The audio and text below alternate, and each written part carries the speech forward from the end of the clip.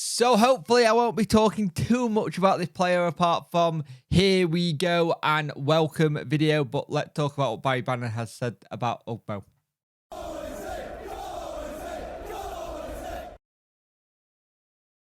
Hello and welcome to this video. You could like, share and subscribe to the channel. Much appreciate it. Liking out the algorithm, sharing gets in front of people's faces, and subscribing lets me know you like the channel. Hit that notification bell to let you know when video go live. So Barry Bannon will be delighted when Sheffield Wednesday do the business for Ugbo. He has apparently been getting in touch with him over the summer to try and see what he can do on his side. Now, the thing is, there's probably going to be a thing where we don't see Ugbo in the Plymouth lineup. Maybe on the bench, but maybe that could be a bit of a bridge too far. But at the weekend, at Liam Palmer testimonial, spoke about how Ugbo was kind of a big player in with what they wanted to do. But he also spoke of how good a player we are with or without him. And Barry went on to say to start, it's an obvious one. It's an important one, obviously, even. I know the team game, but he scored a lot of goals last season. That won a point. Jamal had come in, but we need competition. We obviously got Bailey Pato, who can play up there. We got Smudge as well. But I think Ugbo last season gave us something different. He always seemed to score big goals. His link-up play, his work rate was brilliant. It would be great to have someone like him. Well, not someone like him. But we'll have to wait and see. It doesn't happen. I still think we've got more than enough time to get someone in and have a good season. And that's the thing.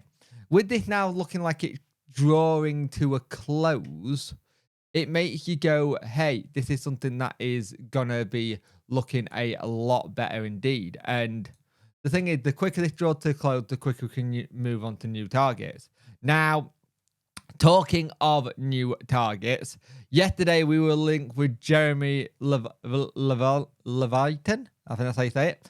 And it all looked like Stoke were ready to pull the trigger. He signed for them. They'd agreed terms, the lot. And it was like, okay, the agreed terms, and now we can move on from that target. Could he go into Stoke?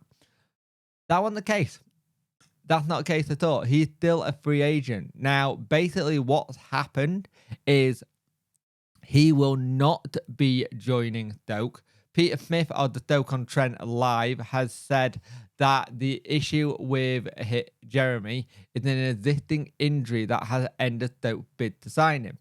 He had previously agreed with the Bordeaux winger. Now, here's the thing. If he is not going to be going to Stoke, I think you'll have a look at what the injury is first and foremost and see how long and how much it's going to take for him to get fit again. It's a very, very big risk. Now, we kind of did this in the past with Shea Dunkley when he came in with a double leg fracture.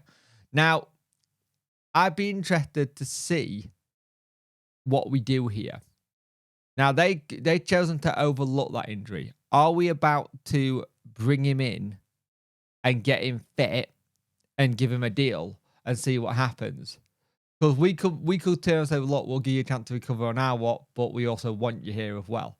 It could come down to how long the injury is, how long it will keep him out for. That's the other thing as well.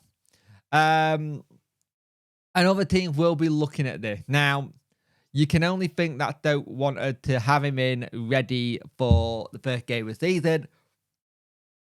He's obviously a player they kind of need at the moment. But Sheffield Wednesday could go back into the driving seat with this one.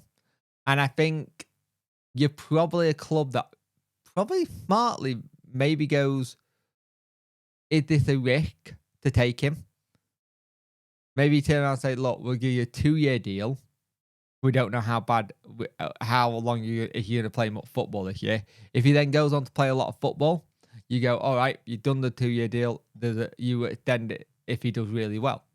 That's how I look at it. But I know a lot of people are not going to like the idea of those potentially signing a player who's already got an injury.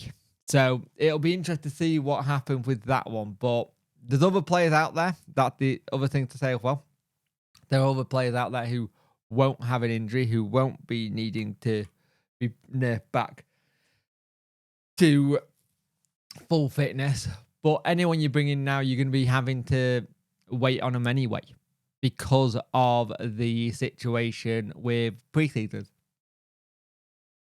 Unless you're picking them up from a club who's had a pre-season and all that kind of jazz, you have to think of it that way. But Barry Bannon saying Ugbo is the player we need and he wants to get it done. But Jeremy could be someone we look at as well. There's lots of moving parts in the transfer window, right? We all know once this is done with Ugbo, finger crossed, nothing, no hiccup, no nothing, we'll be on the road to another signing. And then we'll be looking at the next one. And the next one. I think you'll start looking at some players out as well. Bailey's already been linked with a move to Wrexham and Stockport. Pierce Charles have been linked with a move to Crawley. Now, I'm not too sure if they signed a keeper or not yet. I did read something about Crawley yesterday and I wasn't paying attention to it. I think you'll see some more players maybe get linked up for going. One of them, for me, is more than likely going to be Wilkes, unless they see future. Because you're not really seeing him much, if at all, in this preseason. Hardly anything. And that says to me that he, apart from the Alfreton game, that said to me probably on his way out. And again, is this a case we're trying to get someone in before we let him go? Because for me, Wilkes, it just didn't work. I wanted it so to work. And I still kind of want it to work now. But I don't think we've seen enough of him in pre-season. Kind of thing, if that makes sense. We saw that one game where he got the goal. Damn seizures. But I'm not too sure if you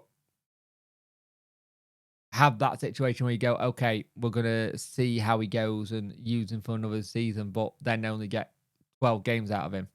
I don't think it's worth it. I think it's worth cutting ties, personally, on Wilkes. He put it this way, he's on my list if you're going to think about players who you may let go. So let's see what happens.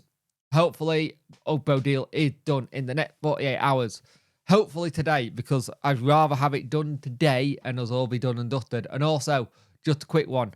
At Chansiri did the Canadian flag like he did when we did Bernard.